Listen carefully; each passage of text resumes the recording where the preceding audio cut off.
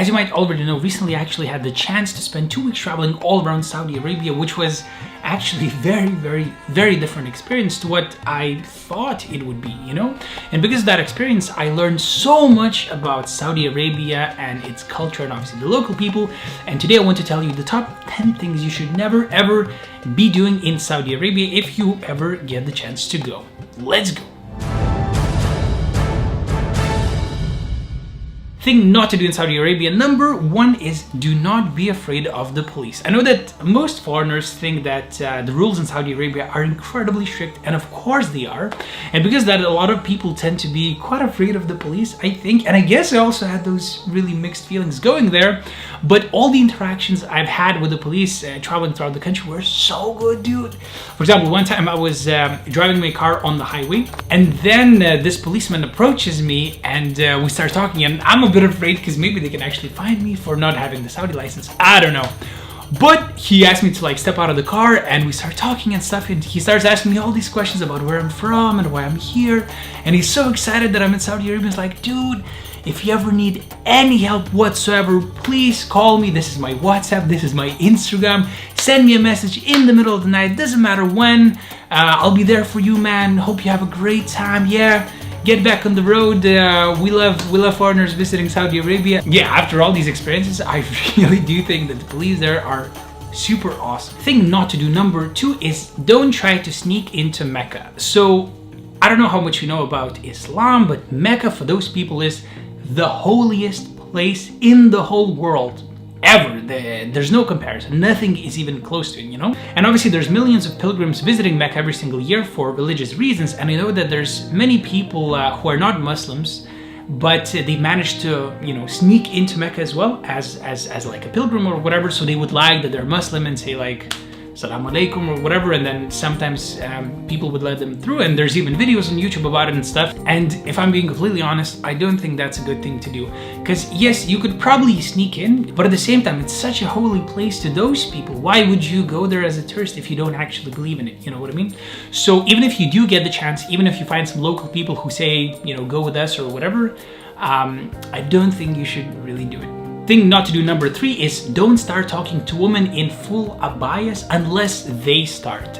So once again, a lot of tourists, when they go to Saudi Arabia, they think that there's no way they will ever get to interact with any woman. And actually that's not really true. I mean, traveling around Saudi Arabia, I met quite a few girls with whom we made friends and hung out and, you know, had fun and talked about everything, and it was, I mean, it was great, you know, like not all of them were actually even wearing abayas or even hijabs and stuff, and a lot of them have traveled to other parts of the world. Now, there's one thing, if you see a woman in a full, you know, black abaya, completely covered and everything, you probably shouldn't start talking to them yourself, but actually a lot of them will start talking to you. For example, there would be situations where I'm sitting on a bench, chilling, you know, next to some sort of a museum, and someone comes up to me and they're like, hello, where are you from? Hope you have a nice day, you know, something like this. And then I go, whoa, hi, that's so nice, you know? Thing not to do, number 4, is don't plan too many places for your road trip. So the thing about Saudi Arabia is that it's such a huge country, dude. Like going from one city to another, it's thousands of kilometers, you know what I mean?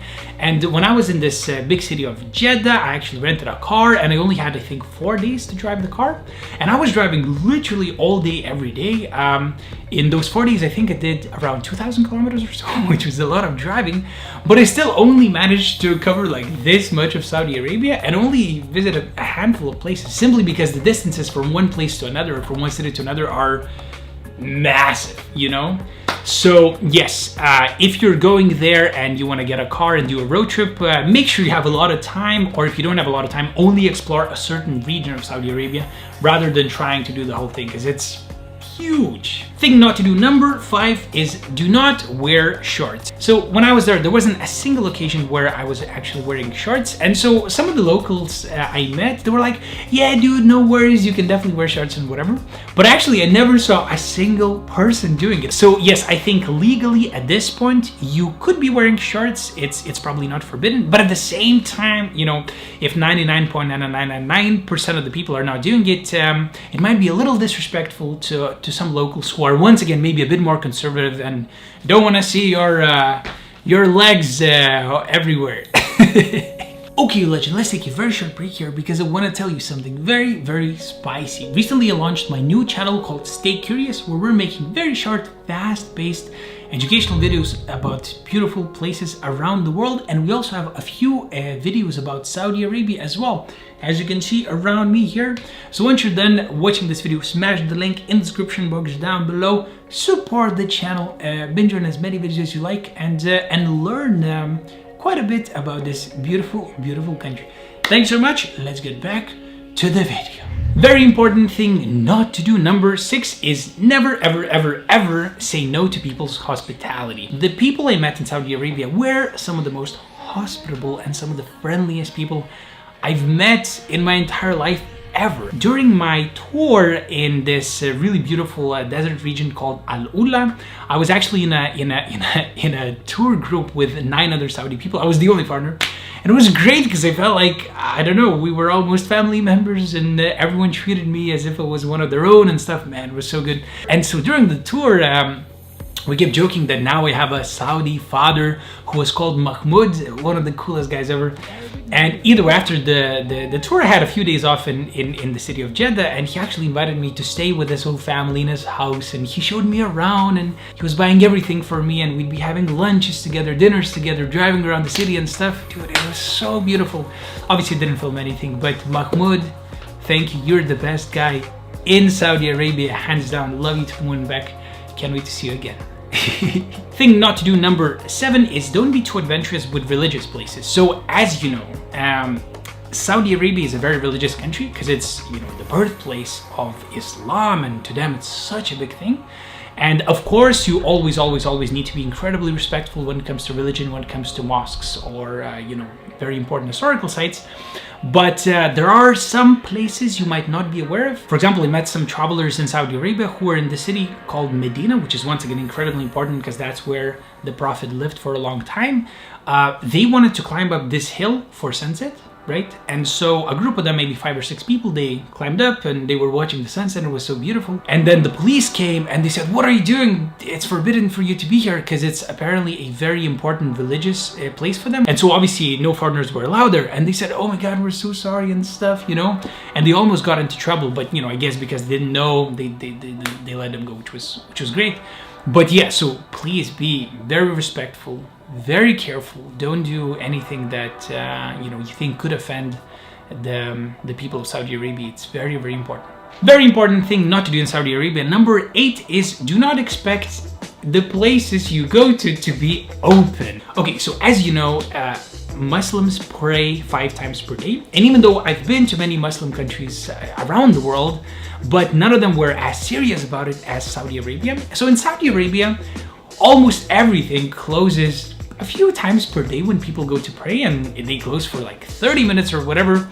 And so there would be so many situations where I would, for example, go to a gas station, there's absolutely no one there. So I'm just chilling there in my car waiting for like 45 minutes. And then bam, someone comes along, gives me the gas, and then I'm on my way, you know? I think it's a beautiful thing that people can actually take time off during their days when obviously everyone's busy with work and stuff. But for a tourist who doesn't really know those times and isn't really accustomed to it, it could be a little hard. So yeah, make sure you know when those times are.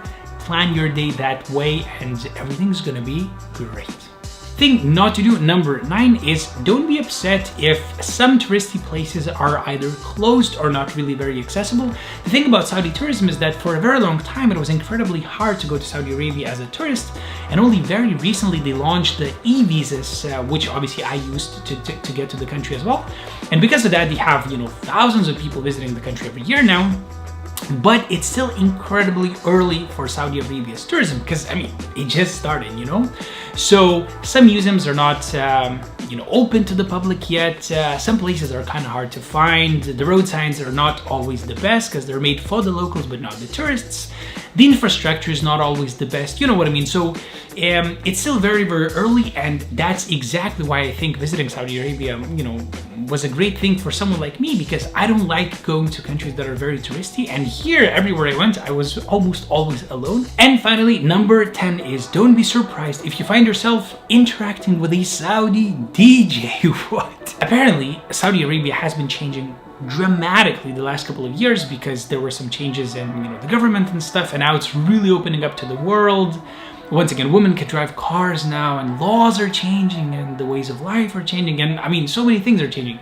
And one of those things is actually that sometimes they already have public concerts, which wasn't really available in the past. I mean, like, sort of party-like concerts, you know? And so when I was traveling around Saudi Arabia, I got to meet this dude called Jimmy, who spent a very long time living in California and learning how to DJ and everything. But now he came back home and is actually a DJ in Saudi Arabia. And he was so surprised with this. He said, dude, I never expected in my entire lifetime that something like this could actually happen. But now he came back home. He said it's the best decision he ever made in his life. He's super happy to be back in Saudi Arabia. And now he's actually DJing in like concerts and venues and events and everything. And it's like, dude, this is insane. You know, he was so excited. So yeah, times are definitely changing. I don't really know what the situation is going to be like when you know, make your way to Saudi Arabia. But I think the country is definitely going to be changing a lot in the next few years. So quite interesting to see what happens. Thank you. Have a wonderful day. Sheep.